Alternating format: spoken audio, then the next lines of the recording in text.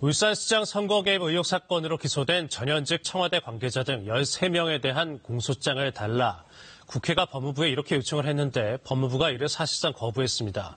그동안 국회 공소장 제출 요구에 대부분 응해왔던 법무부여서 여러 논란이 일고 있습니다. 최영원 기자의 보도입니다.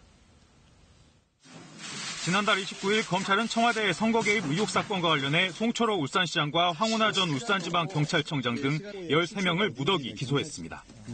국회 법사위 여야 의원들은 곧바로 이들에 대한 공소장을 제출해달라고 요구했고 대검찰청은 다음 날인 30일 익명 처리된 공소장을 법무부로 보냈습니다.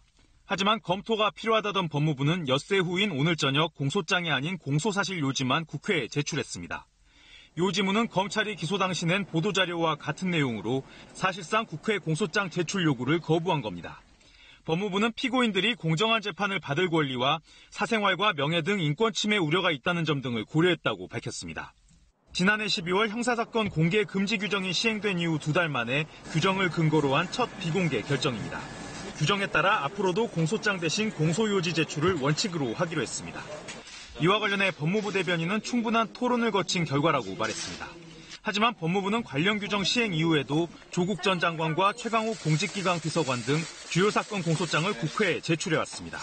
이 때문에 청와대 선거 개입 의혹 사건부터 공소장 비공개 결정을 내린 것은 오해를 살 수 있다는 반응이 나옵니다.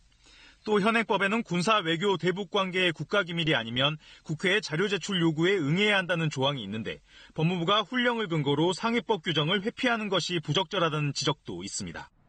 이에 대해 법무부는 공소사실을 요약해 보냈기 때문에 국회 자료 제출 요구를 아예 거부한 것은 아니라는 입장을 내놨습니다. KBS 뉴스 최영원입니다.